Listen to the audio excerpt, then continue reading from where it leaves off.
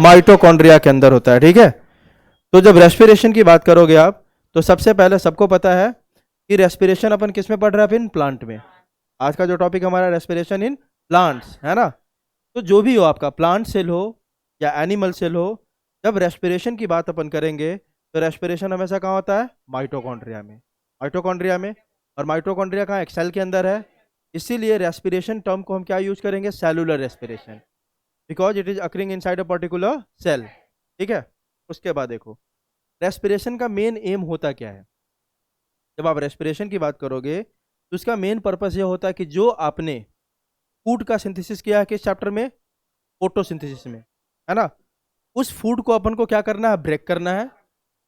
और ब्रेक करने के बाद उससे क्या निकालना है, एनर्जी। क्या निकालना है अपन को, एनर्जी। क्योंकि फूड सिंथेसिस करने का पर्पस क्या था, हमें एनर्जी चाहिए। जो हमने फूड बनाया फोटोसिंथेसिस के चैप्टर में, उस फूड को यहाँ पे ऑक्सीडाइज करेंगे। क्या करेंगे, ऑक्सीडाइज करेंगे। और oxidation of that food material is going to yield energy, है ना। तो यही आपका होगा कि यहाँ पे सीधी बात सिंपल शब्दों में अपन बोले तो रेस्पिरेशन क्या है, ऑक्सीडेशन ऑफ फूड मटेरियल्स। क्या है आपका, oxidation of food materials to release energy. और उसी एनर्जी का यूज अपन करते हैं क्या बनाने में, एटीपी। और इसी एटीपी को हमारा सेल क्या करेगा, यूज करेगा। इसीलिए एटीपी को अपन क्या बोलते हैं, energy currency of the cell, है ना। तो जो एनर्जी आप फूड को ब्रेक करके निकालोगे, उस एनर्जी से अपन क्या बनाएंगे, एटीपी, है ना। और वही एटीपी आपका यूटिलाइज करता है हमारा सेल। इसीलिए अपन एटीपी को क्या बोलते हैं, एनर्जी करेंसी ऑफ दी, ठीक है। तो सबसे पहला डेफिनेशन आपका यही लिखा हुआ है कि respiration is the mechanism of break down of food materials within the cell to release energy and the trapping of this energy for the synthesis of ATP is called cellular respiration, ठीक है। उसके बाद देखो the complete combustion of glucose which produces CO2 and H2O as end products else energy most of which is given out as heat, है ना। Complete combustion किसका करना हमें, ग्लूकोज का। और कंबशन के लिए हमेशा किसकी जरूरत होती है भाई, ऑक्सीजन की। और फोटोसिंथेसिस के प्रोसेस में हमने CO2 का यूटिलाइज किया था और O2 को बाहर रिलीज किया था। यहाँ पे अपन O2 का यूज करेंगे और किसको बाहर निकालेंगे, CO2 को बाहर निकालेंगे, ठीक है। तो इसमें इस प्रोसेस में आपका बाई प्रोडक्ट क्या, जो आपका प्रोडक्ट बाहर निकलेगा क्या निकलेगा, CO2 एंड H2O। और यहाँ से जो एनर्जी निकलेगा उसी एनर्जी का यूज करेंगे अपन क्या बनाने के लिए, एटीपी। लेकिन मोस्ट ऑफ द एनर्जी तो आपका लॉस्ट हो जाता है किस फॉर्म में, हीट के फॉर्म में। क्लियर है, आगे देखो the compounds that are oxidised during this process are known as respiratory substrate. पक्की बात है, जिसके ऊपर आप ऑक्सीडेशन करोगे, है ना, मतलब जिसका ब्रेक डाउन करोगे, किसका करेंगे अपन, ग्लूकोज का, है ना। तो जिसके अंदर आपका रेस्पिरेशन का प्रोसेस कैरी आउट होता है, उन सारे मॉलिक्यूल्स को अपन क्या बोलेंगे, रेस्पिरेटरी सबस्ट्रेट। क्योंकि रेस्पिरेशन चैप्टर है, यहाँ पे सिंपल सबस्ट्रेट नहीं बोल के क्या बोल दिया हमने, रेस्पिरेटरी सबस्ट्रेट, ठीक है। अब देखो यहाँ पे ध्यान देना, अब अपन जो देखेंगे कि कौन कौन सा रेस्पिरेटरी सबस्ट्रेट हमारे बॉडी में है, प्लांट के बॉडी में है, जिसको ब्रेक करके क्या निकाल सकता है, एनर्जी निकाल सकता है ना। तो यूजुअली जो सबसे पहला कौन है आपका, कार्बोहाइड्रेट। ग्लूकोज क्या कार्बोहाइड्रेट से है ना। Usually carbohydrates are oxidised to release energy, है कि नहीं। But proteins, fats and even organic acids can be used as a respiratory substrates under certain conditions. याद रखना, अगर कार्बोहाइड्रेट्स प्रेजेंट है तो पक्की बात है प्लांट किसको लेगा, किसको ब्रेक करेगा, कार्बोहाइड्रेट को। लेकिन अंडर सर्टेन स्पेशल कंडीशंस, मतलब जब कार्बोहाइड्रेट मान लो पूरा यूटिलाइज हो गया, खाना तो चाहिए ना, तो खाना चाहिए तो सेकंड नंबर पे किसको तोड़ना शुरू करेगा वो, प्रोटीन को नहीं तोड़ेगा, है ना। सेकंड नंबर पे तोड़ेगा वो फैट्स, ऑर्गेनिक एसिड्स। जब कुछ भी नहीं बचेगा तब किसको तोड़ेगा वो, प्रोटीन को। प्रोटीन हमेशा लास्ट में तोड़ेगा, क्योंकि प्रोटीन आपके स्ट्रक्चर का पार्ट है, उसको नहीं तोड़ना चाहिए हमें। लेकिन अब मान लो कि आप 2-3 दिन से भूखे हो, 4 दिन हो गया, 5 दिन हो गया, खाना नहीं मिला, तो उसमें क्या करता है हमारा बॉडी, जो हमारे अंदर का प्रोटीन है ना, उसी उसको एनर्जी तो चाहिए सर्वाइव करने के लिए, क्योंकि खाना तो मिल नहीं पा रहा है, कार्बोहाइड्रेट है नहीं बॉडी में, फैट्स जो था वो भी खत्म हो चुका है, ऑर्गेनिक एसिड से वो भी खत्म हो चुका है। जब कुछ भी नहीं बचेगा तो लास्ट में किसको ब्रेक करना शुरू करेगा, प्रोटीन को, है ना, क्योंकि उसको सर्वाइव करने के लिए एनर्जी चाहिए। तो किसको तोड़ के लेगा वो, प्रोटीन को। आई बात समझ। तो प्रोटीन का ब्रेक डाउन सबसे लास्ट में, ठीक है। यह मेनली माना जाता है फास्टिंग वाले सेल्स में, जहाँ पे आपने 2-4 दिन से क्या करके रखा है, फास्ट, मतलब खाना आपको नहीं मिला है तब। ठीक है, चलो देखो, calorific value of protein, carbohydrate and fat, है ना। हम क्या निकाल रहे हैं भाई, कैलोरीफिक वैल्यू, मतलब इसको ब्रेक करोगे तो कितना आपका कैलोरी, कितना आपका एनर्जी आपका प्रोड्यूस होगा। ठीक है, तो देखते हैं। सबसे पहला रेस्पिरेटरी सबस्ट्रेट कौन है आपका, कार्बोहाइड्रेट। क्रॉस कैलोरीफिक वैल्यू मतलब होता है कि टोटल कितना निकल रहा है ना। और फिजियोलॉजिकल मतलब होता है कितना आप यूज कर पाओगे।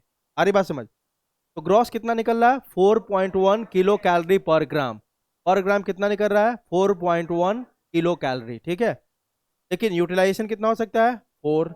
उसी तरह प्रोटीन से कितना निकलता है, 5.65, यूटिलाइजेशन कितना है, 4।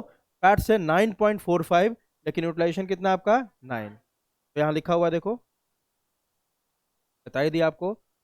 The actual amount of energy released by combustion of 1 gram of food is the physiological value of food. Actual है ना, ग्रॉस पूरा उतना निकला, लेकिन एक्चुअल जो यूटिलाइज कर सकते हैं अपन जितना है उसी को क्या बोलते हैं, फिजियोलॉजिकल। तो क्या बोला, the actual amount of energy, मतलब जो ये 9.45 है एक्चुअल नहीं है, हमारे लिए यूज के लिए कितना अवेलेबल है, 9। तो मतलब 4-5 लॉस्ट हो गया है ना, तो इसको ग्रॉस बोलेंगे। टोटल तो इतना निकल रहा है, लेकिन इसका यूटिलाइज करने वाला हमारे लिए अवेलेबल कितना है, 9। तो this is called as physiological value. ठीक है, अब आगे देखते हैं। Features of cellular respiration, all the energy contained in respiratory substrate is not released free into the cells or in a single step। क्या बोल रहा है, जितने भी एनर्जी आपके रेस्पिरेटरी सबस्ट्रेट में है वह पूरा का पूरा क्या होता है आपका, रिलीज नहीं हो जाता है इनटू द सेल्स, है ना। आपने देखा अभी कि 9.45 है पूरा, लेकिन निकल कितना रहा है, 9, है ना। तो बोल रहा है कि जितना भी रेस्पिरेटरी सबस्ट्रेट के अंदर एनर्जी है ड्यूरिंग द रेस्पिरेशन प्रोसेस, सबका सब तो नहीं मिल जाता है, अवेलेबल नहीं होता है, पहली बात। दूसरी बात, और इन अ सिंगल स्टेप, अभी अपन रेस्पिरेशन के पूरे प्रोसेस को देखेंगे तो जरूरी नहीं है कि रेस्पिरेशन के रिएक्शन एक ही स्टेप में आपको एनर्जी दे दे। हो सकता है कि आपको एनर्जी मिले लेकिन मल्टीपल स्टेप्स के बाद, एक रिएक्शन से दूसरा प्रोडक्ट बना, दूसरे से तीसरा, तीसरे से चौथा, चौथे से पांचवा, तब जाके हो सकता है आपको जो फाइनल प्रोडक्ट चाहिए वो मिलेगा। आ रही बात समझ। कहने का मतलब बस इतना है कि respiration is not a single step process. ठीक है, दूसरा, energy is release in a series of, बता ही दिया, flow stepwise reactions controlled by enzymes and it is trapped as chemical energy in the form of ATP. ATP acts as the energy currency of the cell. बता ही दिया कि respiration is not a single step process, यहाँ पे आपके flow stepwise reactions होंगे और हर reaction में कुछ कुछ आपका क्या होगा, एनर्जी निकलेगा, जो किस फॉर्म में आपका कन्वर्ट होते जाएगा, एटीपी के फॉर्म में। क्लियर है। Cellular respiration is N amphibolic process, ये भी इंपॉर्टेंट है ना। ये सेलुलर रेस्पिरेशन कैसा प्रोसेस आपका, एम्फीबॉलिक प्रोसेस है। ठीक है, अब एम्फीबॉलिक का मतलब क्या होता है देखो, वेरी गुड, है ना। Amphibolic means it includes both catabolism and anabolism, है ना। इसमें एनाबोलिज्म भी होगा और कैटाबोलिज्म भी होगा, और यह आपके इस चैप्टर के सबसे लास्ट में दिया हुआ है ना। आपके एनसीईआरटी के बुक में कहाँ दिया हुआ है, सबसे लास्ट में आपको बताऊंगा। यहाँ पे मतलब ये हो गया एम्फीबॉलिक मीन्स कि इसमें कुछ चीज़ें आपका क्या होगा, छोटे छोटे मॉलिक्यूल्स के बना के लार्ज मॉलिक्यूल्स का प्रोडक्शन भी होगा, और कहीं कहीं पे वही लार्ज मॉलिक्यूल फिर से टूट के क्या बनाएगा, छोटे छोटे मॉलिक्यूल्स बनाएगा। That depends on the need of our body, है ना। मान लो कि जैसे बहुत सारे अमाइनो एसिड मिलके क्या बनाते हैं, प्रोटीन, है ना। वह प्रोटीन आगे जाता है रिएक्शन में, लेकिन प्रोटीन आगे रिएक्शन में जब जा रहा होता है उसी समय हमारे बॉडी को मान लो अमाइनो एसिड की जरूरत हो गई, तो प्रोटीन फिर से टूट के क्या बना देगा, अमाइनो एसिड। तो यहाँ पे क्या होता है, बोथ कैटाबोलिज्म एंड एनाबोलिज्म, और ऐसे प्रोसेस को अपन क्या बोलते हैं, एम्फीबॉलिक प्रोसेस। क्लियर है। Reason, the carbon skeleton intermediates of respiration, मतलब जब आप रिएक्शन करोगे तो इंटरमीडिएट किसको बोलते हैं, एक इनिशियल से शुरुआत करेंगे, एक फाइनल मिलेगा, बीच में जितने प्रोडक्ट बनेंगे सबको क्या बोलेंगे, इंटरमीडिएट। तो बीच वाला इंटरमीडिएट है ना, कभी भी रिएक्शन को छोड़ के फिर से कहाँ जा सकता है, पीछे। पीछे मतलब अमाइनो एसिड से क्या बना है, प्रोटीन, लेकिन अगर हमारे बॉडी को क्या, प्रोटीन आगे जाना चाहिए रिएक्शन में, है ना, लेकिन हमारे बॉडी को किसकी जरूरत हो गई, अमाइनो एसिड की। प्रोटीन वहीं से बैक हो जाके क्या बना लेगा, अमाइनो एसिड, है ना। वहीं बोल रहा है देखो, the carbon skeleton intermediates of respiration produced during respiration is used as a precursor for biosynthesis of other molecules in the cell. आप देखोगे एक ही मॉलिक्यूल से हम अलग अलग मॉलिक्यूल्स क्या कर सकते हैं, यहाँ पे बना सकते हैं। और जो मॉलिक्यूल्स जब हमारे बॉडी में नीड होगा तो उसका कैटाबोलिज्म होगा, जब उसका नीड होगा तो क्या कर सकते हैं, उसका एनाबोलिज्म कर सकते हैं। ठीक है, इसलिए इसको सिंपल शब्द में ऐसे समझो कि amphibolic means it includes both catabolism and anabolism. Simple सी बात। ठीक है, आगे fourth feature, cellular respiration is an exergonic. No brainer है ना, सीधी बात है, क्योंकि अपन प्रोसेस ही क्यों कर रहे हैं, एनर्जी को रिलीज करने के लिए। इस प्रोसेस में आपका क्या होगा, एनर्जी रिलीज होगा, है ना। तो इस प्रोसेस को क्या बोलेंगे अपन, एक्सर्गोनिक। अपन कर क्या रहे हैं, C6H12O6, कार्बन कार्बन बॉन्ड में जो एनर्जी फंसा हुआ है उसी को हम ब्रेक डाउन करके उस एनर्जी को बाहर निकाल रहे हैं, है ना, वही लिख रहा है। The breaking of carbon carbon bonds of complex compounds through oxidation within the cells leading to release of considerable amount of energy. इस प्रोसेस में एनर्जी निकलेगा, इसलिए इस प्रोसेस को क्या बोलेंगे, एक्सर्गोनिक। जबकि फोटोसिंथेसिस कैसा प्रोसेस था, एंडरगोनिक। ठीक है, आगे cellular respiration is a downhill process, है ना, क्योंकि ऑक्सीजन क्या है आपका, स्ट्रॉन्ग इलेक्ट्रॉन एक्सेप्टर। एक ऐसा प्रोसेस आपका डाउनहिल प्रोसेस, क्योंकि ऑक्सीजन क्या है, स्ट्रॉन्ग इलेक्ट्रॉन एक्सेप्टर, वो अपने तरफ इलेक्ट्रॉन को क्या करेगा, खींचेगा। ठीक है, तो overall respiration is a downhill process. ठीक है, ये फीचर्स हो गए किसके, आपके रेस्पिरेशन के। अब आते हैं टू प्लांट्स ब्रीथ, है ना, बिल्कुल करता है। ये अलग बात है कि इसके अंदर कोई अलग से क्या आपका ब्रीदिंग सिस्टम नहीं होगा, ऑर्गन सिस्टम नहीं होगा, लेकिन ब्रीदिंग तो करता है। आपने ऑलरेडी पढ़ रखा है कि बहुत सारा जगह है जहाँ से ब्रीदिंग हो सकता है, एक्सचेंज ऑफ गैसेस। स्टोमेटा से हो सकता है, लेंटिसेल्स याद है, लेंटिसेल्स याद है, न्यूमेटोफोर्स याद है, उससे बहुत सारा तरीका है जिससे प्लांट क्या कर सकता है, ब्रीदिंग कर सकता है ना। Yes, plants require oxygen for respiration to occur and they also give out CO2. Hence, plants have systems in place that ensure the ability of O2. ठीक है, इसमें ऑर्गन सिस्टम नहीं है, जैसे हमारे अंदर क्या है आपका सर्कुलेटरी सिस्टम है, ब्रीदिंग सिस्टम है, ये सारा सिस्टम है ना। प्लांट के अंदर ऑर्गन सिस्टम नहीं है, लेकिन उसके जगह पे दूसरे सारे सिस्टम्स हैं जो क्या करवाएगा, इसको एक्सचेंज ऑफ गैस में हेल्प करेगा। एक्सचेंज ऑफ गैस समझते हो ना, प्लांट CO2 लेता है और O2 को निकालता है, और रेस्पिरेशन में O2 को लेगा और CO2 को बाहर निकालेगा, है ना। Plants unlike animals have no specialised organs for gases exchange, but they have stomata and lenticels for this purpose. Lenticels याद है ना, anatomy of flowering plant. Epidermis के सेल्स मॉडिफाई होके क्या लेंस शेप के जो पोर्स बना लेते हैं जो गैसेस एक्सचेंज में हेल्प करता है, याद है ना, उसी को क्या बोलते हैं अपन, lenticels. There are several reasons why plants can get along without respiratory organs, है ना।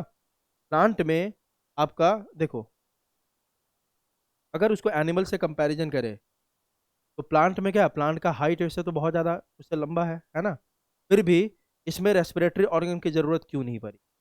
इसलिए ऐसा होता है, आप देखोगे प्लांट के हर छोटे छोटे पार्ट में, जैसे ये प्लांट है, अब देखोगे यहाँ पे भी कोई ना कोई उसको रेस्पिरेटरी करवाने वाला स्ट्रक्चर मिल जाएगा। थोड़ा ऊपर बढ़ता है तो वहाँ पे भी मिल जाता है, मतलब वहाँ पे हर जगह पे कोई ना कोई स्ट्रक्चर ऐसा मिल जाता है जो उसका क्या करवा दे, गैसेस एक्सचेंज। इसलिए यहाँ पे किसी स्पेशल ऑर्गन की जरूरत नहीं होती है। ठीक है, तो देखो दूसरी बात ये भी है, यहाँ पे लिखा हुआ है, देखो पहला reason, each plant part takes care of its own gas exchange need, है ना। हर प्लांट का पार्ट में खुद ना कुछ मॉडिफिकेशन होगा जो खुद से क्या कर लेगा, अपना गैसेस एक्सचेंज, है ना। There is very little transport of gases from one plant part to the another. जैसे एनिमल में क्या हम लोगों में एक जगह से हमें पूरा बॉडी में ट्रांसपोर्ट करना होता है, प्लांट में क्योंकि हर पार्ट कुछ ना कुछ ऐसा मॉडिफिकेशन कर लिया है जिसके थ्रू वो क्या कर सकता है, गैसेस एक्सचेंज, है ना। तो उसको ऐसा दूर तक भेजने की जरूरत ही नहीं होती है, किसको, गैसेस को, है ना। ठीक है, दूसरा, plants do not present greater demands for gas exchange, है ना। प्लांट में जितना हमें ऑक्सीजन की ज़रूरत होती है प्लांट को उतनी ज़रूरत नहीं है। मतलब वो जितना हमें ऑक्सीजन कंज्यूम करना है, जितना हम CO2 निकालते हैं, मतलब हमारे अंदर जितना गैसेस एक्सचेंज है, हमारे अंदर बहुत ज़्यादा मेटाबॉलिज्म चल रहा है ना, तो हमारा गैस डिमांड क्या है, बहुत ज़्यादा है। प्लांट का हमारे कंपैरिजन में क्या है, बहुत कम है। ठीक है, fruits stem and leaf respire at rates far lower than animals do. अब जगह रेस्पिरेशन उसमें भी हो रहा है, ये भी सारे पार्ट्स में होगा, किसके सारे पार्ट्स में, प्लांट के, लेकिन जो उनका रेट ऑफ रेस्पिरेशन हमारे कंपैरिजन में बहुत क्या है, कम है, ठीक है। Only during photosynthesis are large volume of gases exchange and each leaf is well adapted to take care of its own needs during this periods. केवल प्लांट को गैस का जरूरत कब ज़्यादा होता है, ड्यूरिंग फोटोसिंथेसिस, उसमें उनका डिमांड थोड़ा ज़्यादा होता है, लेकिन उसके लिए लीफ अपने अंदर बेहतरीन एडेप्टेशन करके बैठा हुआ है। उसके अंदर क्या होता है, स्टोमेटा प्रेजेंट है और आराम से सारा गैस एक्सचेंज करवाता है ना। When cell photosynthesize, availability of oxygen is not a problem in these cells since oxygen is released within the cell। अब जानते हो जब सेल फोटोसिंथेसिस करता है ना, तो आपका ऑक्सीजन प्रॉब्लम नहीं है इनके लिए, क्यों, क्योंकि आप जानते हो जब फोटोसिंथेसिस करता है सेल, तो खुद उस सेल के अंदर क्या निकालता रहता है, oxygen, during the process of photosynthesis. इनके लिए ऑक्सीजन की कमी कभी महसूस होती ही नहीं है, तो खुद क्योंकि वो क्या निकालते रहते हैं, oxygen, during the process of photosynthesis.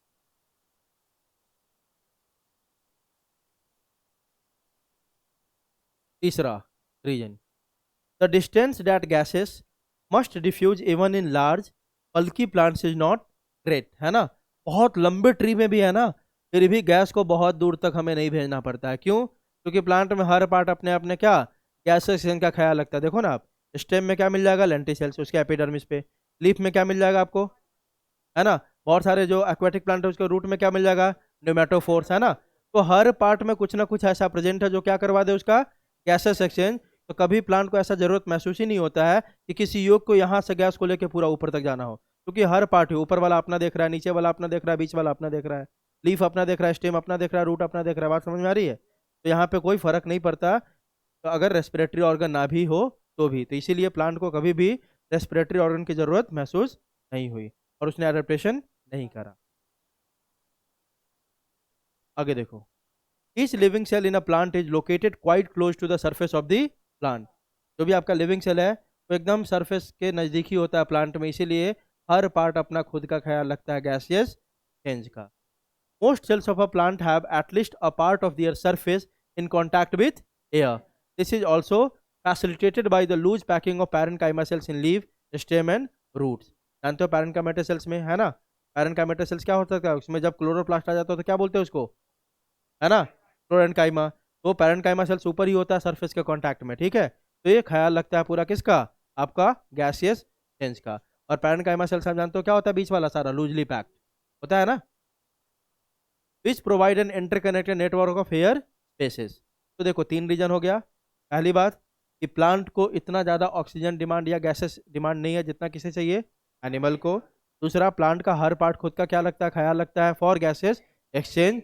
और तीसरा आपका क्या है कि प्लांट का जो जो भी लिविंग सेल्स है वो सरफेस के कांटेक्ट में ही होता है, और पैरेन्काइमा का भी अरेंजमेंट कैसा है, लूज है, जिसके कारण आराम से वो खुद से क्या कर लेता है, गैसेस चेंज कर लेता है। अब आ गया आपका टाइप्स ऑफ रेस्पिरेशन। इसके बेसिस पे आपका पहला, on the basis of respiratory substrate, मतलब किस सबस्ट्रेट को आप यूज कर रहे हो during the process of respiration. मतलब कार्बोहाइड्रेट का यूज कर रहे हो, फैट का यूज कर रहे हो, या प्रोटीन का यूज कर रहे हो, वही था ना रेस्पिरेटरी सबस्ट्रेट। देखो पहला है आपका फ्लोटिंग रेस्पिरेशन, दूसरा आपका प्रोटोप्लाज्मिक। नाम से पता चल रहा है फ्लोटिंग रेस्पिरेशन, है ना। When carbohydrate or fats are oxidized inside the cell, carbohydrate and fats are floating inclusions of cell, thus this is called as floating respiration। आप जानते हो सेल के अंदर तैर रहा होता है कौन, आपका जो आपका फैट और कार्बोहाइड्रेट है सेल के अंदर क्या कर रहा होता है, फ्लोट कर रहा होता है ना उसके साइटोप्लाज्म में। बात समझ में आ रही है, तो फ्लोट कर रहा होता है, और जब उसको हम यूज करेंगे, सीधी बात, अगर कार्बोहाइड्रेट या फैट को यूज कर रहे हैं अपन कैसे, एज ए रेस्पिरेटरी सबस्ट्रेट, तो उस रेस्पिरेशन को क्या बोलेंगे, फ्लोटिंग। और अगर प्रोटीन को कर रहे हो तो क्या बोलेंगे, protoplasmic. When protein is oxidise inside the cell, this occurs in कौन सा सेल, स्टार्व्ड सेल। स्टार्व्ड मतलब भूखा, है ना। Protein is constituents of protoplasm, this is called as protoplasmic। Clear है। दूसरा किसके बेसिस पे देख रहे हैं अपन, on the basis of presence और एब्सेंस ऑफ ऑक्सीजन। पक्की बात है, एरोबिक एंड एनारोबिक, है ना। अगर ऑक्सीजन के प्रेजेंस में होगा तो क्या बोल देंगे, एरोबिक रेस्पिरेशन। ऑक्सीजन के एब्सेंस में देखेंगे तो क्या होगा, एनारोबिक, या उसी को क्या बोलते हैं, फर्मेंटेशन। फर्मेंटेशन भी इसी को बोलेंगे, ठीक है। पढ़ा था ये सब कि नहीं, ये सब जो अभी पढ़ा हमने? चलो, अब आगे अपन डिफरेंस देख रहे हैं एरोबिक एंड एनएरोबिक के बीच में, ठीक है।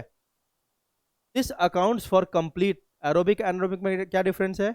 एरोबिक में आपका कंप्लीट ऑक्सीडेशन होता है फूड का, है ना। एन एरोबिक में पार्शियल ऑक्सीडेशन होता है ना। This accounts for complete oxidation end products are inorganic, है ना, ऑफ फूड। ग्लूकोज टू क्या बन जाता है यहाँ पे? CO2 and H2O। याद करो तो फोटोसिंथेसिस में हमने इनऑर्गेनिक रॉ मटेरियल का यूज किया था और इससे ऑर्गेनिक फूड बनाया था। यहाँ पे हम ऑर्गेनिक फूड को ब्रेक करेंगे और उससे क्या निकलेगा? इनऑर्गेनिक मटेरियल निकलेगा, है ना। याद करो ना, CO2 प्लस H2O जोड़ के क्या बनाता है? C6H12O6। यहाँ पे उसी को तो तोड़ रहा है, C6H12O6 को तोड़ दिया तो CO2 plus H2O plus energy, है ना। तो ये लिख रहा है this accounts for complete oxidation of food, है ना। और फूड यहाँ पे किस में कन्वर्ट होगा? ग्लूकोज किस में? CO2 एंड H2O में। This accounts for only a partial breakdown of glucose to either lactic acid और ethanol and CO2।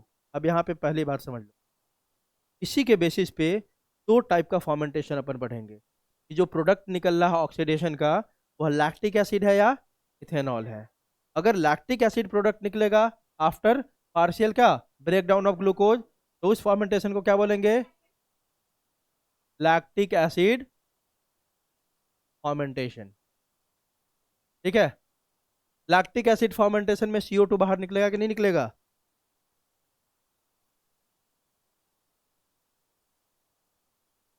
Lactic acid fermentation में CO2 बाहर आएगा कि नहीं आएगा? नहीं आएगा, ठीक है। यही सब तो पढ़ना है। दो टाइप के फॉर्मेंटेशन है, एक लैक्टिक एसिड फॉर्मेंटेशन, सेकंड में अगर आपका इथेनॉल आ रहा है ना, तो इसको बोलते हैं अपन अल्कोहलिक फॉर्मेंटेशन। क्या बोलेंगे? Alcoholic fermentation. याद रखने का, लैक्टिक एसिड फॉर्मेंटेशन में there is no production of CO2, जबकि अल्कोहलिक फॉर्मेंटेशन में साथ में क्या निकलेगा? इथेनॉल। क्या है आपका? अल्कोहल ही है ना, तो इथेनॉल प्लस CO2। एकदम ये बात याद रखना, बहुत बार क्वेश्चन पूछा हुआ है कि किस फॉर्मेंटेशन में CO2 भी एक बाई प्रोडक्ट है, तो किस में है? अल्कोहलिक फॉर्मेंटेशन में। लैक्टिक एसिड फॉर्मेंटेशन में CO2 बाहर नहीं निकलता। क्लियर है? तो पहला डिफरेंस ये देख लिया आपने। दूसरा, it is an intermolecular respiration. क्या है आपका? Intermolecular respiration. वो कैसा आपका? इंट्रामॉलिक्यूलर रेस्पिरेशन, है ना। वहां पे कैसा आपका? इंट्रामॉलिक्यूलर, दो मॉलिक्यूल के, इंट्रा मतलब दो मॉलिक्यूल के अंदर, हाँ बिल्कुल हाँ। और ये क्या आपका? इंटर, दो मॉलिक्यूल के बीच में। पढ़ेंगे अपन, है ना। इसको क्या बोलते हैं? इंटरमॉलिक्यूलर। इसको क्या बोलेंगे? Intramolecular respiration. अगला देखो, क्योंकि यहाँ पे कंप्लीट ऑक्सीडेशन हो रहा है। क्या हो रहा है? Complete oxidation.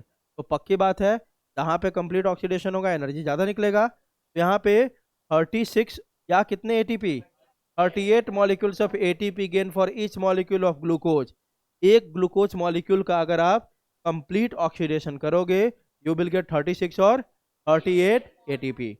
कब मिलेगा 36, कब मिलेगा 38? वो तो ठीक है, लेकिन 36 और 38 दो डेटा क्यों ले रहे हैं अपन?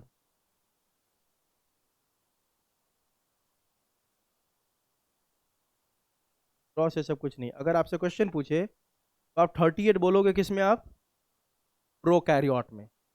और 36 किस में बोलोगे? आप यूकैरियोट में। उसको बाद में देखेंगे क्यों ऐसा, ठीक है। ऐसा क्यों, इसको देखेंगे अपन। 38 किस में बोलेंगे? प्रोकैरियोट में। और 36 यूकैरियोट में। इसके पीछे कारण यह है, देखो, जो प्रोकैरियोट है उसमें तो माइटोकॉन्ड्रिया सब कुछ होता नहीं है, तो उसका सारा प्रोसेस कहाँ होगा? साइटोप्लाज्म में। जबकि आप देखोगे प्रोकैरियोट में कुछ प्रोसेस साइटोप्लाज्म में होगा, कुछ प्रोसेस माइटोकॉन्ड्रिया में होगा, है ना। तो जो आपका ATP NADPH बनता है साइटोप्लाज्म में, कहाँ? साइटोप्लाज्म में। यूकैरियोट की बात कर रहे हैं। प्रोकैरियोट में तो सारा कहाँ बनेगा? साइटोप्लाज्म में ही। प्रोकैरियोट में ग्लाइकोलिसिस जो होता है ना, वह होता है साइटोप्लाज्म में। कहाँ होता है? साइटोप्लाज्म में। बाकी सारा प्रोसेस कहाँ होता है? माइटोकॉन्ड्रिया में। तो जो ग्लाइकोलिसिस में जो NADPH बनेगा, उस NADPH को हमें किस फॉर्म में कन्वर्ट करना होगा? ATP के फॉर्म में। वह NADPH को हमें ट्रांसपोर्ट करना पड़ता है कहाँ तक? माइटोकॉन्ड्रिया तक, है ना। उसमें 2 ATP चला जाता है। चलो बात की बात है, बाद में समझा। बस ये समझो, यहाँ पे आपको 36 या कितने मिलेंगे? 38, है ना। Here is gain of only 2 molecules of ATP for each molecule of glucose. और ये भी 2 मॉलिक्यूल फर्मेंटेशन में नहीं बनता है, ये ग्लाइकोलिसिस वाला ही 2 मॉलिक्यूल है। कहाँ वाला है आपका ये? ग्लाइकोलिसिस वाला। मतलब आप ऐसे बोल सकते हो इफेक्टिवली कि एनारोबिक फर्मेंटेशन, एनारोबिक रेस्पिरेशन या फर्मेंटेशन में एक भी एटीपी नहीं बनता है, लेकिन नहीं बनता है जरूर, लेकिन आंसर आपको कितना करना है? 2 एटीपी, क्योंकि ग्लाइकोलाइसिस वाला एटीपी यहाँ पे कैरी ऑन हो जाता है। ठीक है, तो कितने एटीपी बोलोगे आप? 2 ATP. NADH is oxidise to NAD plus vigorously. पक्की बात है, NADH किस में कन्वर्ट होता रहेगा? यहाँ पे NAD प्लस, उसका क्या होगा? ऑक्सीडेशन, है ना। NADH is oxidise to NAD plus rather slowly, क्योंकि यहाँ पे ऑक्सीजन मिल रहा है ना, यहाँ पे क्या होगा आपका? ऑक्सीडेशन बहुत तेजी से होगा, वहां पे क्या होगा? स्लो होगा। आगे देखो, O2 remove hydrogen from the system and acts as final hydrogen acceptor. Very important point, के बाद में सब समझोगे, बस अभी डिफरेंस देख रहे हैं अपन। O2 remove hydrogen from the system and acts as final hydrogen acceptor. ये O2 इसमें क्या करता है? सिस्टम से हाइड्रोजन हटाता है। हाइड्रोजन हटाता है मतलब क्या? यह O2 क्या करेगा ना, बाद में देखेंगे रिएक्शन में, यह O2 H2O के साथ कंबाइन कर करके H2O बनाने लग जाएगा। क्या बनाने लग जाएगा? H2O। अपन बोल सकते हैं कि O2 is the final hydrogen acceptor. सबसे लास्ट प्रोसेस आएगा, देखेंगे अभी, है ना। और जब ये H2 को कंबाइन करके H2O बना रहा है, तो H2 को हटा रहा है कि नहीं सिस्टम से? नहीं हटा रहा है। अरे O2 किसको अटैच कर ले रहा है? H2 को, और किस में कन्वर्ट कर दे रहा है? H2O में। तो सिस्टम से H को हटा रहा है कि नहीं हो, क्योंकि उसको किस में कन्वर्ट कर दे रहा है? H2O में। यही लिख रहा है, O2 remove hydrogen from the system and acts as final hydrogen acceptor. Hydrogen ही नहीं बोलो आप, एक और बोलोगे, O2 ही इसमें फाइनल इलेक्ट्रॉन एक्सेप्टर भी होगा। क्या होगा? इलेक्ट्रॉन एक्सेप्टर, देखेंगे अपन। ठीक है, तो O2 यहाँ पे हाइड्रोजन एक्सेप्टर भी फाइनल होता है और इलेक्ट्रॉन एक्सेप्टर भी होता है। ठीक है, दूसरा यहाँ पे तो O2 क्या होगा? All together absent. Hydrogen acceptor in the system is either acetaldehyde during alcoholic fermentation and pyruvate during lactic acid. यहाँ पे तो ऑक्सीजन है ही नहीं, तो कोई दूसरा होगा आपको उसको एक्सेप्ट करने के लिए। तो अगर अल्कोहलिक फर्मेंटेशन की बात करें तो कौन इसको एक्सेप्ट करता है? एसिटल्डिहाइड। और लैक्टिक एसिड में कौन करेगा? क्लियर है? ये रिएक्शन देखो आप, C6H12O6 plus 6O2 plus 6H2O, इससे बन गया आपका 6CO2 plus 12H2O plus 686 kilo. इतना एनर्जी आपका बाहर रिलीज होता है। ठीक है, दिख रहा है आपको? आगे देखो, इसमें क्या आपका C6H12O6, दोनों रिएक्शन दिखा दिया आपको। पहला वाला कौन क्या बन रहा है आपका? ये देखो तो क्या बन रहा है? लैक्टिक एसिड है वो, इसका फॉर्मूला है इथेनॉल का है। इथेनॉल प्लस क्या बना आपका? CO2, और यह क्या आपका? Lactic acid. ठीक है, इथेनॉल का फॉर्मूला भी नहीं आता है, और देख के बता सकते हैं लास्ट में क्या लगा हुआ है? OH लगा हुआ है, OH ग्रुप लगा हुआ है ना। अरे इथे, इथेन का फुल फॉर्म क्या होता है? इथेन का फुल फॉर्म बोला, इथेन का मॉलिक्यूलर फॉर्मूला क्या होता है? बोल, इथेन का क्या होता है? तो मिथेन से इथेन का बताओ। T2 इथेन का, T2S6, है ना। यहाँ पे क्या लिखा हुआ है देखो तो, CH3CH2OH। कुछ भी बोलती है नहीं, केमिस्ट्री हिला हुआ है तुम लोग का। चलो देखो आगे, aerobic respiration, it is divided into following stages. अब अपन किसकी बात कर रहे हैं? पहले एरोबिक का, फिर बात करेंगे अपन एनएरोबिक का। ठीक है, तो एरोबिक रेस्पिरेशन को आपको 4 पार्ट में स्टडी करना है। पहला कौन सा आएगा इसमें? ग्लाइकोलाइसिस। दूसरा आपका लिंक रिएक्शन। तीसरा आपका क्रेब्स साइकिल। और चौथा आपका electron transport system and oxidative phosphorylation. ठीक है, तो शुरुआत किससे करेंगे अपन? ग्लाइकोलाइसिस, फिर देखेंगे अपन लिंक रिएक्शन, अब क्रेब्स साइकिल, और ETS and oxidative phosphorylation. Clear है? चलो आते हैं किसमें अब? Glycolysis. The term glycolysis has originated from the Greek word glycos, इसका मतलब क्या होता है? Sugar, and lysis means splitting. तो ग्लाइकोलाइसिस में किसको हम तोड़ना शुरू करेंगे? Sugar molecule. The scheme of glycolysis was given by Gustav Embden, Otto Meyerhof and J Parnas. इसीलिए इस पाथवे को, ग्लाइकोलाइसिस को कभी कभी क्या लिख देगा? EMP पाथवे, क्या लिखेगा? EMP pathway. This process takes place in the cytoplasm. अब आपको यहाँ पे यह ध्यान रखना है पूरे प्रोसेस में, अब लोकेशन सारे प्रोसेस का याद रखना है आपको। ग्लाइकोलाइसिस पहले ही बता दिया, प्रोकैरियोट हो यूकैरियोट हो सबके किस में होगा? साइटोप्लाज्म, है ना। दूसरी बात, ग्लाइकोलाइसिस जो होता है आपका कॉमन पाथवे होता है for both aerobic and anaerobic. वो एरोबिक रेस्पिरेशन हो या एनएरोबिक रेस्पिरेशन हो, दोनों का पहला स्टेप क्या होगा? ग्लाइकोलाइसिस। दोनों का पहला स्टेप क्या है? ग्लाइकोलाइसिस, ठीक है। तो देखो, this process takes place inside cytoplasm of all living cells. Glycolysis is called, क्या लिखा हुआ है वहीं आपका, common pathway because it is a common step between aerobic and anaerobic respiration, ठीक है। दोनों का पहला स्टेप कौन होगा? Glycolysis. Glycolysis is a chain process of 10 chemical reactions. पहले ही बता दिया कि respiration is not a single step process. Glycolysis खुद, अभी एरोबिक रेस्पिरेशन का पहला स्टेप देख रहे हैं अपन, कौन सा? ग्लाइकोलाइसिस। वो खुद आपके कितने स्टेप का रिएक्शन है उसमें? 10 स्टेप रिएक्शन है। भी पूछता है कि ग्लाइकोलाइसिस कितने स्टेप का आपका रिएक्शन है, तो क्या बोलोगे? 10 रिएक्शन है, 10 स्टेप प्रोसेस है आपका। Glycolysis is a chain process of 10 chemical reactions where 1, 3 and 10 reactions are irreversible. मतलब वहां पे देखोगे reaction number 1, reaction number 3 and reaction number 10, ये कैसे होंगे? इरिवर्सिबल, बाकी सब रिवर्सिबल। ये भी याद रखने का, ये सब सारे पॉइंट्स इंपॉर्टेंट है। आगे देखो, इन this process glucose undergoes partial breakdown और ऑक्सीडेशन, क्योंकि अभी हम एरोबिक रेस्पिरेशन का पहला स्टेप पढ़ रहे हैं। कौन सा? पहला। तो क्या फुल्ली ऑक्सीडेशन अभी हो जाएगा? नहीं, अभी कैसा होगा? पार्शियल, है ना। In this process glucose undergoes partial breakdown और oxidation to form 2 molecules of pyruvic acid. इस प्रोसेस का एंड प्रोडक्ट क्या है? 2 मॉलिक्यूल्स ऑफ, वो तो ठीक है, पायरुविक एसिड कितने मॉलिक्यूल्स? 2 मॉलिक्यूल्स, है ना। 2 molecules of pyruvic acid. In plants this glucose is derived from sucrose end product of photosynthesis और from storage carbohydrate that is starch. मतलब जो ग्लाइकोलाइसिस के साइकिल में जो आपका ग्लूकोज एंटर कर रहा है, वो प्लांट कहाँ से डिराइव करता है? या तो सुक्रोज से या स्टार्च से, क्योंकि जो आपका फूड है किस फॉर्म में ट्रांसपोर्ट होता है? सुक्रोज के फॉर्म में। तो जो ग्लूकोज डिराइव किया to enter into the cycle of कौन सा? ग्लाइकोलाइसिस, वो या तो सुक्रोज से लेगा या कहाँ से लेगा? स्टार्च से, क्योंकि फूड स्टोर किस फॉर्म में है? स्टार्च के फॉर्म। अब आगे देखो, sucrose is converted into glucose and fructose by the enzyme invertase. Sucrose से हमें क्या बनाना है? मान लो ग्लूकोज, तो इस पर कौन सा एंजाइम लगा दो आप? इन्वर्टेज। बात समझ में आ रही है ना? ये देखो, ये मान लो आपका सुक्रोज है, लेकिन हमें ग्लाइकोलाइसिस में एंटर किसको करवाना है? ग्लूकोज को। तो इसके ऊपर बस एक एंजाइम लगा दो, कौन सा आपका? इन्वर्टेज, है ना। या इन्वर्टेज एंजाइम इसको कन्वर्ट कर देगा किस में? ग्लूकोज प्लस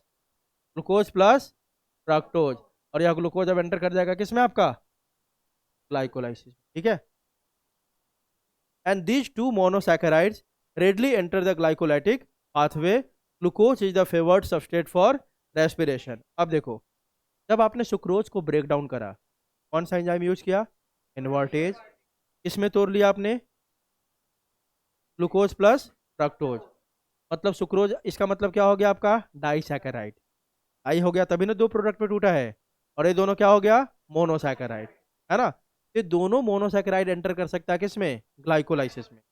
सुक्रोज मतलब ये ग्लूकोज भी और फ्रक्टोज भी, लेकिन ग्लाइकोलाइसिस किसको फेवर करता है सबसे पहले? ग्लूकोज। ग्लूकोज नहीं होगा तो ये भी एंटर कर सकता है, कौन? फ्रक्टोज। लेकिन फेवर्ड कौन है आपका? ग्लूकोज। इसलिए जब हम पढ़ते हैं तो किसके बारे में पढ़ते हैं? ग्लूकोज के बारे में, ठीक है। इसका मतलब यह नहीं है कि फ्रक्टोज नहीं जा सकता है, जा सकता है। क्वेश्चन अगर ऐसा पूछ ले कि क्या फ्रक्टोज ग्लाइकोलाइसिस का सबस्ट्रेट हो सकता है, बिल्कुल हो सकता है ना। लेकिन फेवर्ड कौन है आपका? ग्लूकोज। चलो आगे देखो, gross product of glycolysis and net product of glycolysis. मतलब ग्रॉस मतलब टोटल कितना मिला, और आगे जो बढ़ेगा रिएक्शन में वो कितना बचा आपके पास, ठीक है। ग्रॉस आपको क्या मिलेगा? 2 मॉलिक्यूल्स ऑफ पायरुविक एसिड, उधर भी वही रहेगा 2 molecules of pyruvic acid. 2 molecules of क्या मिलेगा? NADH। नेट भी वही होगा 2 मॉलिक्यूल्स ऑफ NADH। लेकिन देखो एटीपी 4 बनेगा देखेंगे प्रोसेस में, लेकिन 2 ग्लाइकोलाइसिस में ही यूज हो जाएगा। तो नेट कितना बचेगा हमारे पास?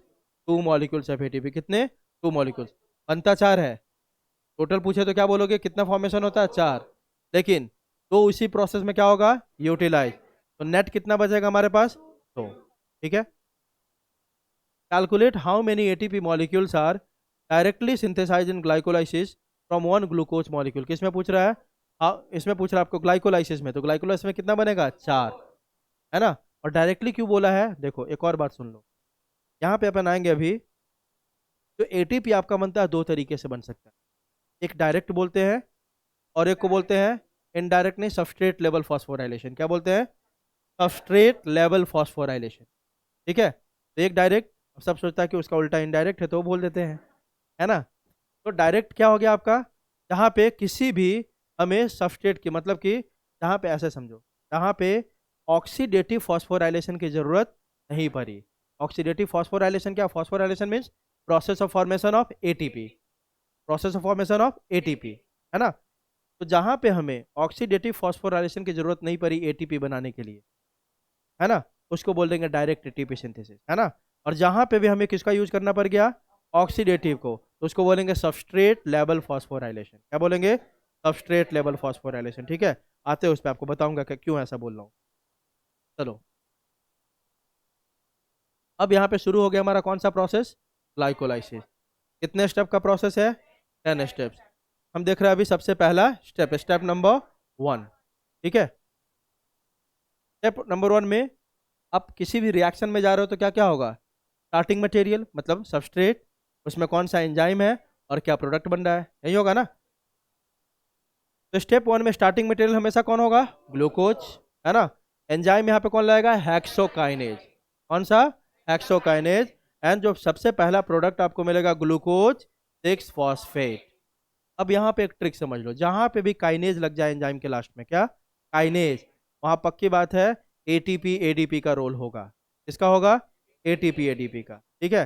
जहां पे भी काइनेज लग जाए, आप समझ लो या तो एटीपी से क्या बनना होगा? एडीपी, या तो एडीपी से क्या बनना होगा? एटीपी। क्लियर है? तो देखो, देखते हैं।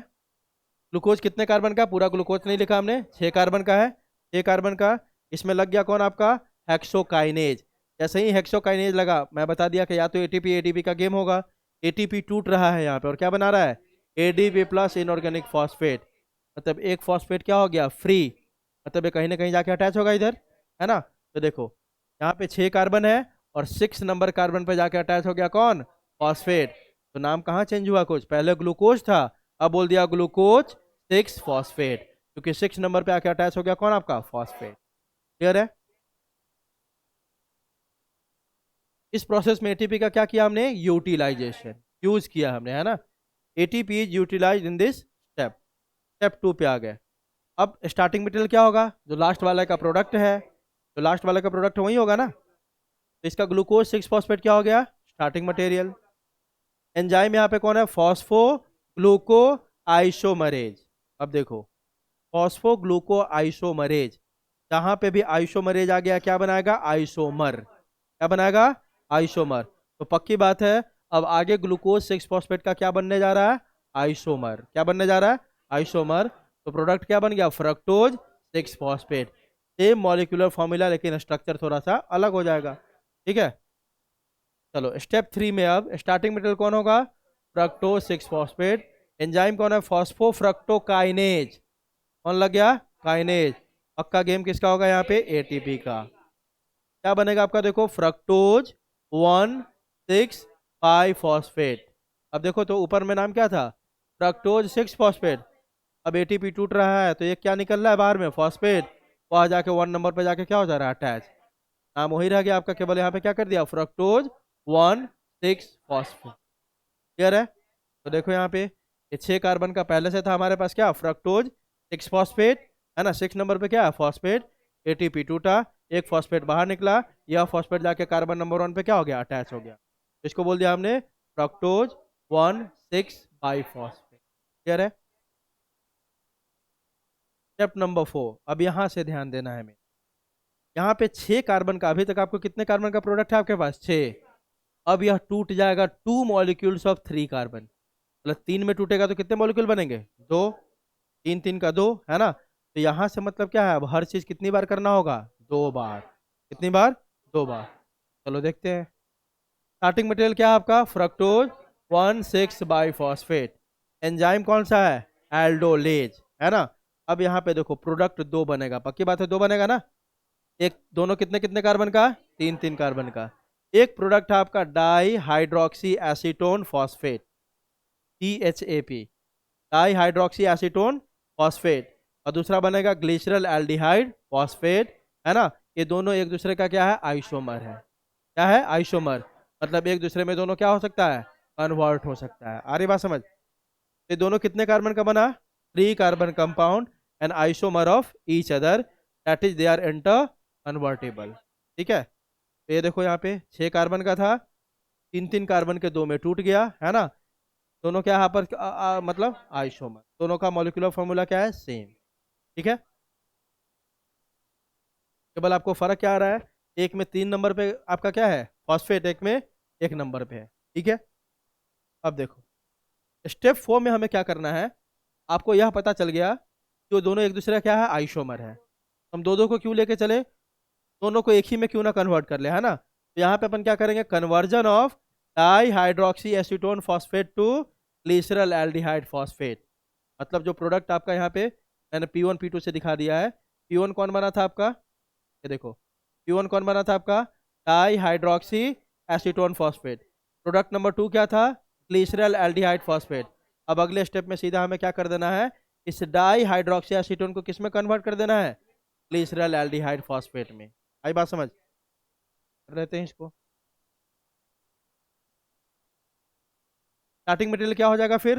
डाई हाइड्रोक्सी एसीटोन फॉस्फेट, क्योंकि इसी को चेंज करना है हमें, है ना। एंजाइम कौन सा लगा दे? ट्रायोज फॉस्फेट आइसोमरेज, अभी तो उसको आइसोमर बना देगा वो, है ना। और का प्रोडक्ट क्या मिल जाएगा? 2 molecules of glycerol aldehyde phosphate. इस स्टेप में तो कुछ किया ही नहीं हमने। डाई हाइड्रोक्सी एसीटोन फॉस्फेट को कन्वर्ट कर दिया किसमें? ग्लिसरल एल्डिहाइड फॉस्फेट में, उसके आइसोमर में। अभी तक जो हमने प्रोसेस पढ़ा, देखो कितना आसान है, बस नाम हम चेंज करते गए थोड़ा बहुत इधर उधर। पहला कौन सा था भाई? देखो ग्लूकोज 6 ग्लूकोज, है ना। पहला कौन सा था आपका? ग्लूकोज। तो देखो आप कैसे कैसे इसमें रट्टा मारता है बच्चा, मैं समझा रहा हूँ कि रट्टा ज़्यादा मारने की जरूरत नहीं है। पहला ग्लूकोज था, है ना। उसके बाद उसमें बस क्या ऐड किया? फॉस्फेट, तो नाम क्या हो गया? Glucose 6 phosphate. अगले में उसी का क्या बना दिया हमने? आइसोमर। आइसोमर क्या बन गया? Fructose 6 phosphate. आ रही बात समझ? पहले में क्या था आपका? ग्लूकोज। ग्लूकोज से क्या बनाया? ग्लूकोज 6 फॉस्फेट, है ना। अब ग्लूकोज 6 फॉस्फेट से हमने क्या बना दिया? फ्रक्टोज 6 फॉस्फेट, है ना, आइसोमर। ठीक है। अब फ्रक्टोज 6 फॉस्फेट में बस हमने एक और क्या ऐड कर दिया? फॉस्फेट। तो नाम हो गया इसका फ्रक्टोज 1,6 बाई। क्लियर है? इसके बाद हमने इसको किस में कन्वर्ट कर दिया भाई? आइसोमर में।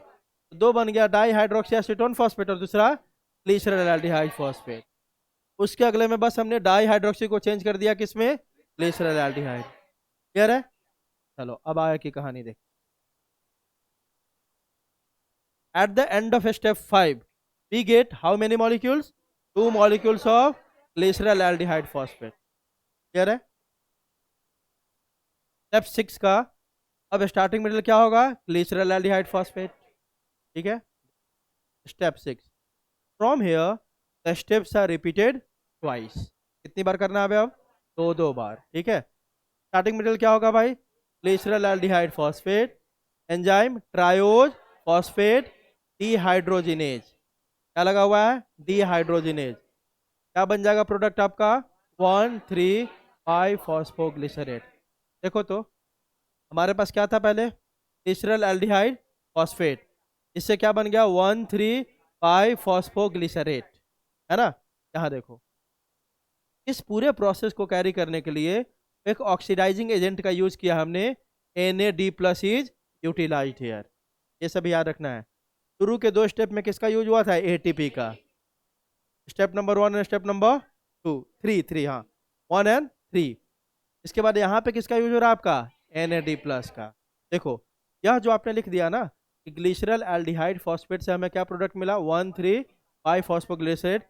ये 2 स्टेप प्रोसेस है, मतलब 2 बार में इस रिएक्शन तक पहुंचेंगे अपन। देखो 2 स्टेप्स है आपका। पहला क्या करेंगे, in first step triose phosphate dehydrogenase, यही एंजाइम यूज कर रहे हैं ना अपन, triose phosphate dehydrogenase will transfer H plus to NAD plus to form NADH, है ना।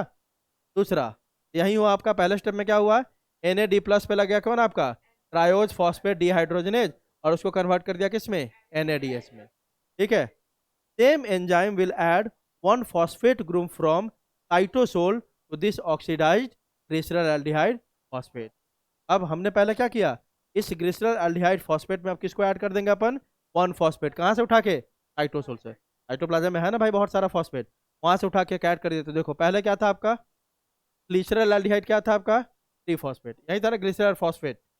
अब देखो हमने क्या किया, यही आपका ग्लिसरल एल्डिहाइड फॉस्फेट, एक इसमें किसको ऐड कर दिया हमने, फॉस्फेट को, मतलब अब क्या हो गया, 1,3,5 फॉस्फोग्लिसरेट, है ना।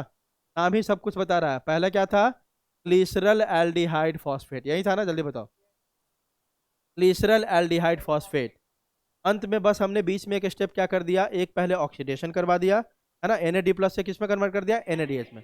उसके बाद हमने क्या कर दिया इसको, मतलब उसके बाद हमने क्या कर दिया, इसमें एक फॉस्फेट ऐड करके इसको बोल दिया 1,3,5 फॉस्फोग्लिसरेट, ठीक है। अब अगले स्टेप में देखोगे ना, बस एक एक करके अब इसको, अब 2 स्टेप बचा हुआ है मेन, अभी मेन 2, मतलब उसमें बस आपको ये काम करना है, एक बार में पोजीशन चेंज कर देना फॉस्फेट को, और एक बार में एक फॉस्फेट को हटा देना है। तो देखो अगले में देखते हैं, हाँ, रिड्यूसिंग पावर है, NADH क्या आपका, reducing power.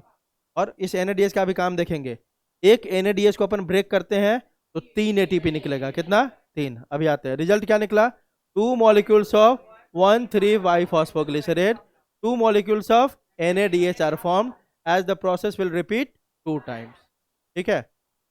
Step number 7, starting में क्या, 2 molecules ऑफ 1,3,5 phosphoglycerate, एंजाइम कौन सा लग गया, फॉस्फोग्लिसरोकाइनेज, इसका गेम होगा ATP का, है ना। अब देखो क्या बनेगा आपका प्रोडक्ट, 3 फॉस्फोग्लिसरेट। तो यहाँ पे क्या हुआ था देखो, ADP में आके अटैच हो गया कौन आपका, एक फॉस्फेट, और क्या बन गया, ATP।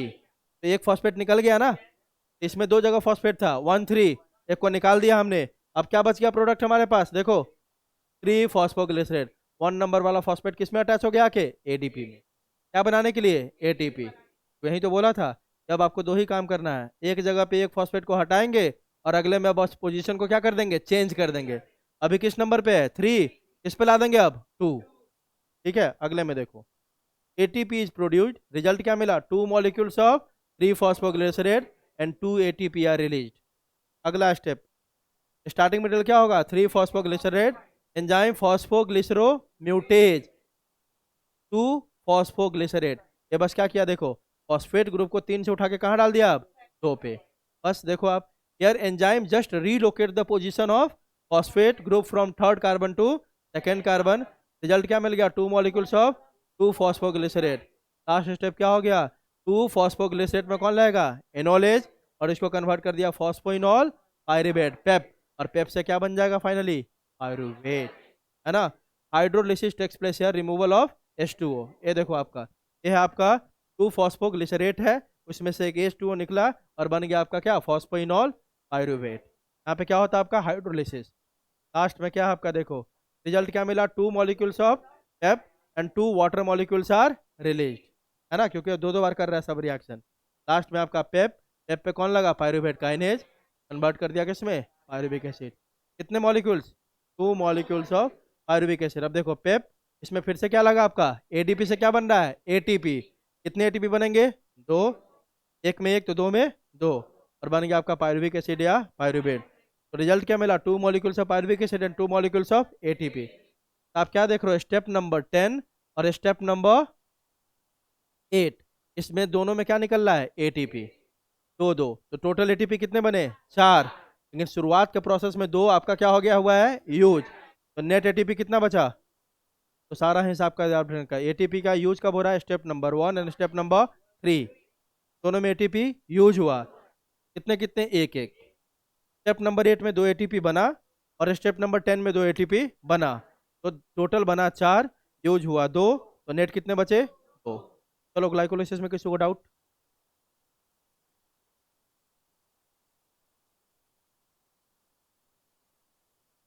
तो ग्लाइकोलाइसिस में पूरा यहाँ पे लिख दिया मैंने, देखो ग्लूकोज मॉलिक्यूल है ना, 1 ग्लूकोज मॉलिक्यूल जाता है।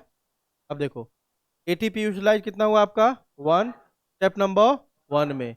एटीपी यूटिलाइज 1 स्टेप नंबर 3 में। टोटल यूटिलाइज कितने हो गए 2।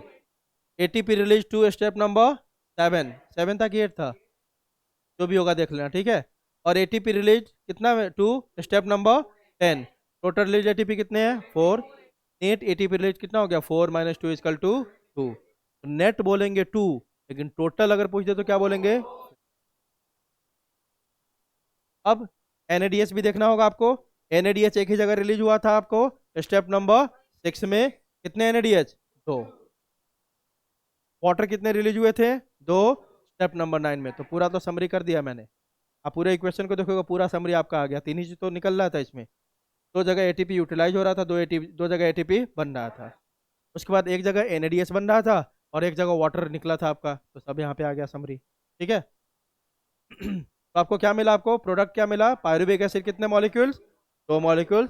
और पायरुविक एसिड के कितने कार्बन होते हैं 3 कार्बन। अब देखो यहाँ साइकिल आ गया आपका पूरा, ठीक है। ग्लूकोज आपका यहाँ आया, एक्सोकाइनेज लगा, क्या बना दिया ग्लूकोज 6 फॉस्फेट। इसमें कौन लगा फॉस्फो एक्सो आइसोमरेज बना दिया फ्रक्टोज 6 फॉस्फेट। यहीं से बताया था आपको 2 बन जाएगा आइसोमर, है ना। यहाँ पे देखो क्या हुआ, फॉस्फो फ्रक्टोकाइनेज लगा यहाँ पे, यहाँ से क्या बन गया आपका फ्रक्टोज 1,6 बाई फॉस्फेट। इसके ऊपर कौन लगा आपका एल्डोलेज, यहाँ बन गया ट्रायोज फॉस्फेट। और इधर क्या आपका ट्रायोज फॉस्फेट, दोनों ट्रायोज फॉस्फेट है, आइसोमर है ना, नाम अलग अलग है। Glycerol aldehyde 3 phosphate, di hydroxy acetone phosphate. अगले में क्या किया था हमने, डाई हाइड्रोक्सी को कन्वर्ट कर दिया था किसमें ग्लिसरल एल्डिहाइड में, है ना। तो इसलिए यहाँ पे क्या लिख दिया ट्रायोज बाई फॉस्फेट। ये कुछ नहीं है, यही है ग्लिसरल एल्डिहाइड 3 फॉस्फेट। उसके बाद इसको कन्वर्ट कर दिया हमने ट्रायोज किसमें 3 फॉस्फोग्लिसरिक एसिड। 3 फॉस्फो से किसमें 2 फॉस्फो, 2 फॉस्फो से फॉस्फोइनॉल पायरुवेट और फॉस्फोनलेट से पायरुविक एसिड, ठीक है। सारा कहानी हो गया आपका किसका ग्लाइकोलाइसिस, ठीक है। आगे देखो, in glycolysis neither consumption of oxygen nor liberation of CO2 takes place. Glycolysis में कहीं भी आपका क्या हो गया, ना ऑक्सीजन यूज हुआ है ना CO2 बाहर निकला है। इसलिए आपको बोला था कि glycolysis is common pathway for aerobic and anaerobic, क्योंकि इसको ऑक्सीजन की जरूरत नहीं होती है। दूसरा, substrate level phosphorylation forms 4 ATP when the substrate released energy for phosphorylation of ADP or formation of ATP without ETS, then called as substrate level phosphorylation, ठीक है। अच्छा substrate level phosphorylation बोल रहा है, ठीक है। आगे देखो, released pyruvic acid can be utilized in 2 different pathways, aerobic respiration and anaerobic respiration। यहाँ देखो एक चीज उल्टा शायद मैंने बोला था उसमें, इसमें substrate level phosphorylation forms 4 ATP। हाँ देखो, सबस्ट्रेट लेवल मतलब होता है जहाँ पे किसकी यूज नहीं होगी ETS के, मतलब कि ऑक्सीडेटिव फॉस्फोराइलेशन। जहाँ पे ऑक्सीडेटिव फॉस्फोराइलेशन का यूज नहीं होगा उसको क्या बोलेंगे सबस्ट्रेट लेवल फॉस्फोराइलेशन, ठीक है। ये हो गया आपका डायरेक्ट ATP का फॉर्मेशन, क्या हो गया डायरेक्ट। तो सबस्ट्रेट लेवल को ही क्या बोल सकते हैं अपन डायरेक्ट, जहाँ पे हमें किसका यूज नहीं करना होगा ऑक्सीडेटिव फॉस्फोराइलेशन का। तो देखो ना इसमें 4 ATP बना था ना आपका, तो इसको बोलेंगे सबस्ट्रेट लेवल फॉस्फोराइलेशन, क्योंकि सबस्ट्रेट सीधा सीधा टूट के क्या बना दिया था आपका ATP। जबकि जहाँ पे हमें NADH, ऐसे भी इसको समझ सकते हो, जहाँ जहाँ आपको NADH से ATP मिलता है उसको आप सबस्ट्रेट लेवल फॉस्फोराइलेशन नहीं बोलोगे, क्योंकि NADH को हमें ATP में कन्वर्ट करने के लिए किसका यूज करना पड़ेगा ATS का। किसका यूज करना पड़ेगा ATS। ATS या क्या बोलो ऑक्सीडेटिव फॉस्फोराइलेशन। जहाँ डायरेक्ट ATP बनेगा उसको बोलेंगे सबस्ट्रेट लेवल फॉस्फोराइलेशन, ठीक है। अब जो रिलीज पायरुविक एसिड है आपका ग्लाइकोलाइसिस के बाद क्या मिला आपको 2 मॉलिक्यूल्स ऑफ पायरुविक एसिड, है ना। उसको अब 2 पाथवे में यूज कर सकते हैं अपन, या तो एरोबिक या एनारोबिक, क्योंकि ग्लाइकोलाइसिस से कॉमन पाथवे एरोबिक के लिए भी और एनारोबिक के लिए। तो जो आपका अब पायरुविक एसिड बना वो या तो इसमें जाएगा एरोबिक रेस्पिरेशन में या तो एनारोबिक में, ठीक है। एनारोबिक रेस्पिरेशन को क्या बोलेंगे अपन फर्मेंटेशन। तो हम पहले हमारा फोकस किस पे होगा एरोबिक रेस्पिरेशन पे, हमारा फोकस किस पे होगा पहले एरोबिक। और एक ऐसा प्रोसेस है मल्टी स्टेप एरोबिक में सबसे पहला स्टेप कौन होता है? ग्लाइकोलाइसिस। ये पढ़ लिया हमने। कल अपना पढ़ना शुरू करेंगे कहाँ से? Pyruvate oxidation. इसको बोलते हैं formation of acetyl coenzyme A. इसमें क्या होगा आपका? लिंक रिएक्शन बोलो इसको, लिंक रिएक्शन बोलो इसको, पायरुवेट ऑक्सीडेशन बोलो इसको। और जब लिंक रिएक्शन का आपका प्रोडक्ट क्या बनेगा? Acetyl coenzyme A. और यही एसिटाइल कोएंजाइम ए किस में एंटर करेगा? Krebs cycle. कहाँ एंटर करेगा? Krebs cycle. इसको देखेंगे अपन कल, ठीक है? चलो, तो आगे कल अपन शुरू करेंगे लिंक रिएक्शन से, ठीक है?